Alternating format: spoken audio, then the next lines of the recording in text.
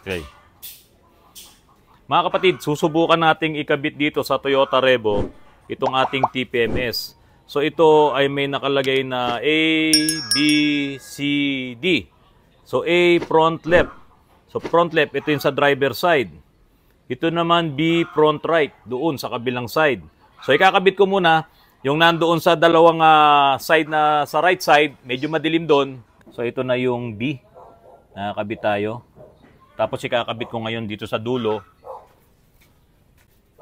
yung D. So dito naman D. Dito na tayo sa A saka sa C. Yung C doon sa rear left at ito sa front left naman yung A. Ngayon, baka sabihin nyo, naku, nanakawin yan o kaya makakatuwaan yan ng iba. Baka akala nila laruan lang. Meron po siyang may nut siya, lock nut. Kakabit nyo muna ng ganun yun. Tapos saka mo ngayon ilalagay itong sensor. Ayan. Pag humigpit na yung sensor, kaya meron siyang kasama na wrench, no? Ito yon, saktong-sakto dito sa lock, hihigpitan mo ngayon itong lock. Ayan. Pag nahigpitan mo na yung lock, kontrolin mo ngayon to, higpitan mo yung lock. Hindi na ito basta-basta kayang tanggalin, matigas na siya. O, ganun lang yun. Dito naman ako sa kabila. Okay. Kabit ko ngayon to. Itong last na sensor, itong C sa rear left, ilalagay natin. Ayan, kaya ito ay nagbi-blink, no? Kasi hindi ko pa na ilalagay ito. Yan, ito ay wirelessly na nagsesend ng signal itong sensor na to. Ayan, kapag ito ay nailagay ko na, tignan natin. Ayun. Doon sa harap, hindi siya nare-read kaagad. Tignan natin bakit. Baka ito ay, dahil nga sa ito ay nilock ko, luwagan muna natin. Ayun. Okay, balik ko ngayon. Ayun, okay. Meron ng 1.9 na reading dito sa gulong na to. Sa kabilang side naman ay 2.1. Tapos doon sa likod, dito sa right side, ay sa left side, 2.0 bar. Doon naman ay 18 bar. So mga kapatid, dito pa lang mapapansin nyo na hindi pantay-pantay talaga yung hangin nitong Toyota Revo na to. Dito yung 1.9 ay 30 PSI. Yung 2.1 ay 32 PSI. So dito naman 32 PSI din dito sa rear left at yung kabila naman ay 1.8 PSI. Ngayon, kung ganito, ito pakita mo, kung ganito ang mga pressure ng gulong mo, hindi pantay-pantayan. So, delikado yan. Hindi magiging maganda ang handling mo. Hindi magiging maganda ang ride mo. Kaya po, kahit ganito, itong gadget na to, talagang ito ay very helpful. Pakikinabangan mo po ito sa inyong mga sasakyan. Mga kapatid, magandang gabi po sa inyong lahat. Marami po ngayon ang nagsisiuwian sa kani-kanilang mga probinsya. Pero bago nyo po gawin na magbabiyahe po kayo, ay siguraduhin po ninyo na nasa kondisyon ang inyong mga sasakyan mula sa makina, sa suspensions, at siyempre, sa inyong mga gulong. Mga kapatid, karamihan po ng mga nangyayaring aksidente sa mga nagbabiyahe diyan sa mga highways po natin, yung mga grabing mga aksidente, ay yung napuputukan or nasasabugan ng mga gulong. Yan ay pwedeng sobrang lambot ng gulong, ibiniyahe nyo, or sobrang tigas naman ng pagkakahangin sa inyong mga gulong, overpressure. Ngayon mga kapatid, pwede rin naman na habang bumabiyahe kayo, nagkaproblema, nasira ang gulong nyo, sumisingaw na ng paunti-unti, at iyon ang pinagsimulan ng malagim na aksidente. Hindi lang gulong ang masisira kapag mabilis ang takbo nyo. At yan ay sumabog, pati yung mags, pwedeng masira yan. At siyempre, kapag nangyari yun, hindi mo alam kung ano pwedeng idulot sa iyo, lalo na't kung mabilis ang takbo ng iyong sasakyan. Minsan may nagtanong po sa akin kung ano ang tamang pressure ng gulong kung sila ay magbabiyahe. Ngayon, ibase po natin sa isang Toyota Avanza. Ang isang Toyota Avanza po ay may curb weight na 1,130 kilograms. Yung curb weight, yun na po yung bigat ng buong sasakyan ng Toyota Avanza. Ngayon, ito po ay may gulong na 185/65 R15. At ang Toyota Avanza po ay pwede lang maglaman, magkarga siya ng 500 kilograms na load. Maximum na yun. Kaya pag iyan ay pinapasobrahan nyo doon sa 500 kilograms, panoorin nyo po yung mga nakaraang kong vlogs tungkol sa Toyota Avanza. na nagbigayan, nasira yung kanilang mga automatic transmission. Nasobrahan sa bigat, ang liit-liit ng transmission ng Toyota Avanza, o yan, kaya bumibigay po yung mga transmission nila. Okay, balik po tayo doon sa Toyota Avanza na mayroong curb weight na 1,130 kilograms. Kung pupunuin po natin ng karga, kasi po ang Toyota Avanza ay 7-seaters. So, ihalimbawa na lang natin na bawat isang tao na sakay ng Toyota Avanza ay 50 kilos. So, kung 7 tao yon, 350 kilograms ang sakay ngayon, ang load ng Toyota Avanza, plus dagdagan mo na siguro ng 100 kilograms na mga bagahe. So, ang total po nun ay 450 kilograms. No? 350 saka 100 kilograms na load niya. Yun ngayon yung sakay ng Toyota Avanza na mayroon namang 1,130 kilograms na curb weight. Pag pinag-add mo ngayon yung curb weight saka yung load mo na 7 tao saka 100 kilograms na load na bagahe, ay lalabas po yun ng 1,480 kilograms. Yun ngayon yung total load ng Avanza mo. Ang tanong, kaya ba yun ng gulong mo? Ngayon, yung gulong po ng Toyota Avanza, yung stock niya ay 185/65 R15. At yung gulong na yan, bawat isa ay kayang mag-load ng 560 kg per gulong. Siyempre, pag sasama-samahin mo yung 4 na gulong, 560, 560, 4 na 560, 2,240 kilograms. So, kayang-kaya niyang buhatin yung 1,480 kilograms. Anyway, mga kapatid, yung binabanggit natin dito, lahat ito ay maximum, no? Maximum load ng bawat isang gulong ng stock ng Toyota Avanza ay 560 kilograms per gulong. So, pag inad mo yun, pinagsama-sama mo yung 4, 2,240 kilograms, maximum na po yun. Ngayon, ang load mo is 1,480 kilograms. Doon sa 2,240 kilograms, bawat isang gulong po ay may maximum pressure na 44 PSI. Ayan. So, 44, 44, 44, bawat isang gulong. Yun yung maximum. Hindi ka naman nag-maximum load. Ang load mo lang is 1,480 kilograms. Huwag kang pupunta doon sa 44 PSI. Huwag mo siyang kakargahan ng hangin na 44 PSI kasi napakatigas nun. So, halos kalahati lang yung nagamit mo doon sa kanyang maximum na load ng 4 na gulong, kalahati lang nun, 1,480 kilograms, samantalang ang maximum mo ay 2,240. So siguro ang mai-advise natin, doon ka lang ngayon sa tire pressure na 28 or 30 PSI. Yan. Anyway, mga kapatid, makikita nyo yung actual na tire pressure sa mga poste ng inyong mga sasakyan. No, yung git ng poste na kinakabitan ng inyong mga pinto, nandoon yun, nakalinbag po doon, nakasulat doon, kung ano yung mga tamang pressure na gagamitin nyo, paano nga kung wala na yon, natanggal na yon. So, ibabase mo na lang ngayon, tignan mo ang iyong gulong, nakasulat doon kung ano yung maximum load, no, ng iyong gulong, at nandoon din yung maximum tire pressure. Pag pinagsama-sama mo yon, o di siyempre, makukuha mo na ngayon kung ano yung pinaka-minimum na tire pressure na pwede mong gamitin. Ngayon, ang problema doon, baka mamaya mali yung minimum na maikarga mo. Halimbawa, inakala mo na 25 PSI, yung tamang minimum pressure na ikakarga mo sa mga gulong mo. Medyo nag-load ka ngayon ng marami. Ang tendency kasi, pagka malambot ang gulong mo at nag-load ka ng marami, siyempre, nagumaganyan yan. No? Kasi nga medyo malambot siya. At napakadelikado po nun, yung gilid ng mga gulong na yan, yung sidewall, kapag po yan ay pinaandar mo na malambot ang gulong mo at mabigat yung sakay niya, ang tendency, yung sidewall, magkakaroon ng lolobo dito sa mga gilid. At any materials or metal or kung anong matigas na bagay ang tumama doon, sasabog yun. At napakadelikado rin nun kasi yung sidewall na yon, yung gulong mo, yung pinaka-lapat ng gulong mo, doon sa semento ay hindi maganda ang lapat. Kapag napasobra ka po ng karga, ng pressure ng hangin sa gulong mo, delikado po yun. Ang maximum lang na pressure ng hangin na nakasulat sa gulong mo, hindi ka dapat lumampas doon. Kaya pa niya yun kung nandoon ka doon sa pressure na yun. Pero kung magkakarga ka ng hangin, lampas doon, delikado rin po yun at pwedeng sumabog ang iyong gulong.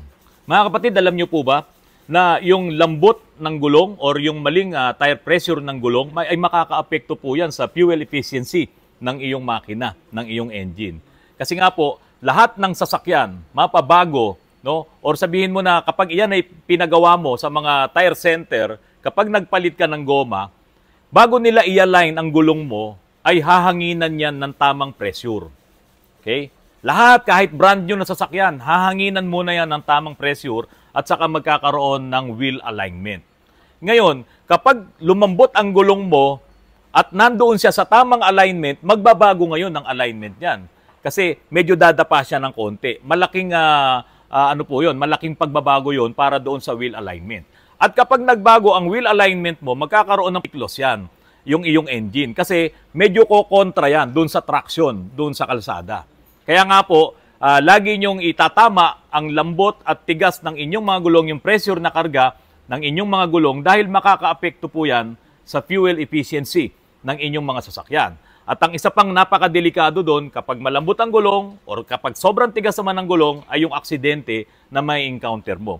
Kaya po sa Europe, noong pong 2014, no, nung simulan nila na lahat ng mga sasakyan mula 2014, 2015, lahat ng mga sasakyan sa UK, sa Europe, lahat po ay kinabitan ng TPMS.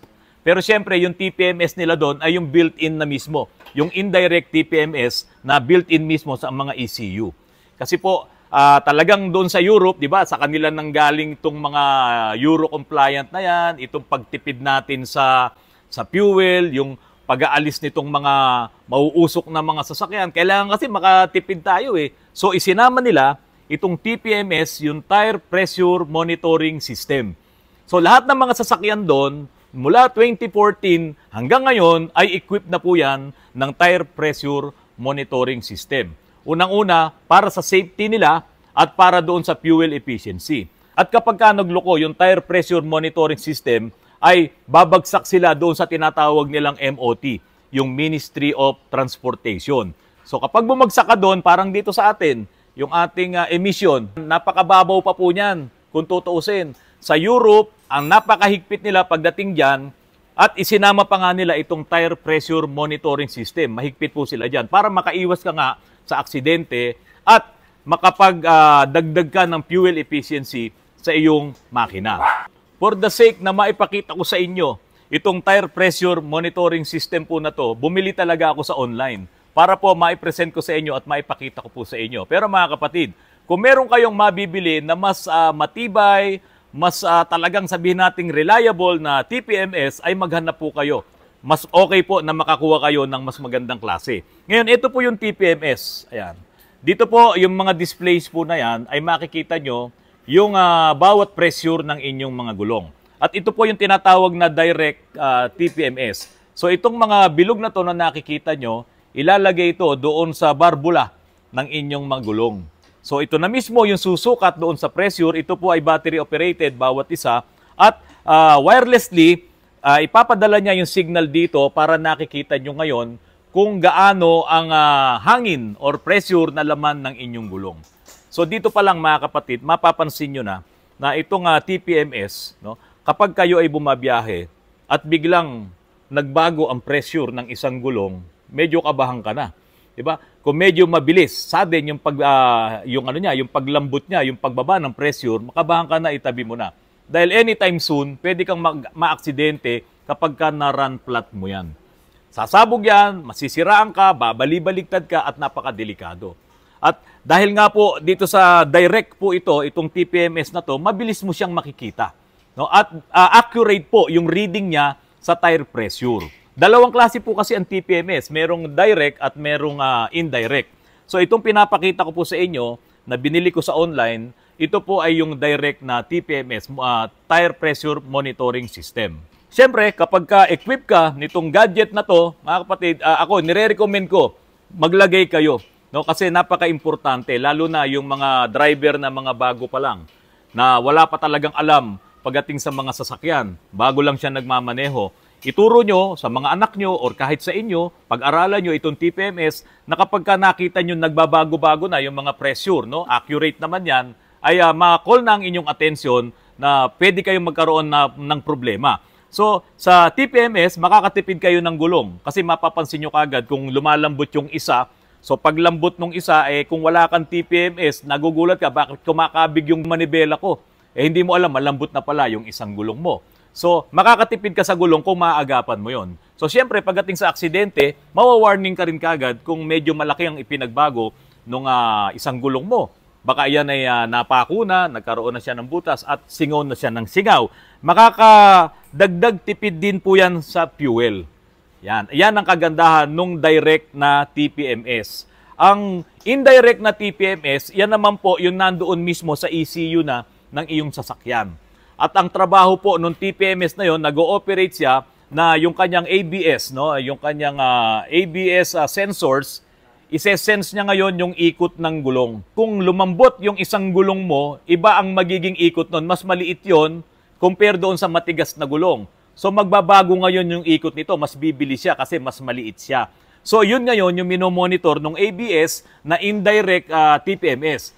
Yung ABS mismo ang nagmo-monitor sa kanya.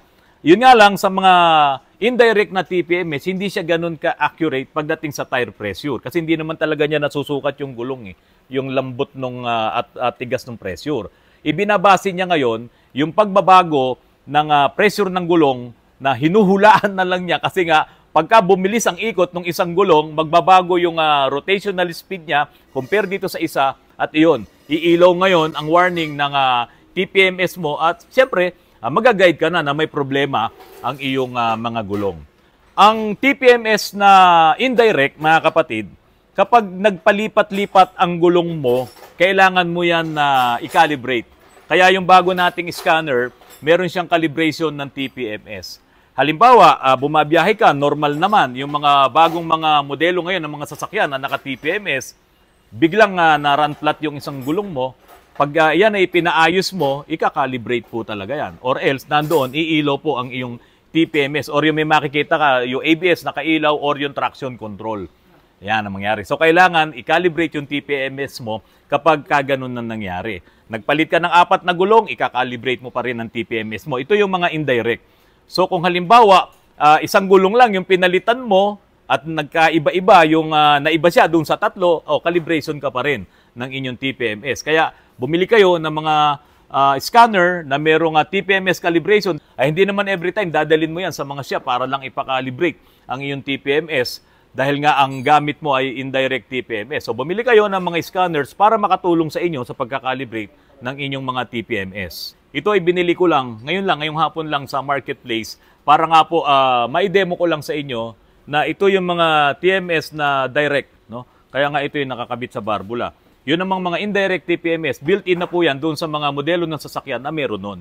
So, bumili kayo ng mas maganda kung ito naman ay okay, dahil susubukan ko rin naman to, kung ito naman yung ay okay, sa mga susunod na vlog ko, ay i-recommend ko na sa inyo kung ito po ay okay. Siguro, pagka nakabili na kayo nitong gadget na to, itong TPMS, may explore nyo rin po ito. Minsan, maraming mga problema na ang dahilan ay yung paglambot ng gulong or yung pagtigas ng gulong, yung masyadong makaldag, no? Nagwiwigil, nakargahan lang ng sobrang hangin, nagkaroon na ng problema kasi naoblong na yung gulong nyo. So, yan ang importante. Kapag kayo ay, halimbawa, lumambot yung gulong nyo, pumunta kayo sa mga vulcanizing shop, tapos pinahanginan nyo, minsan, yung mga naghahangin doon, hindi naman talaga nila maitatama yung tamang pressure.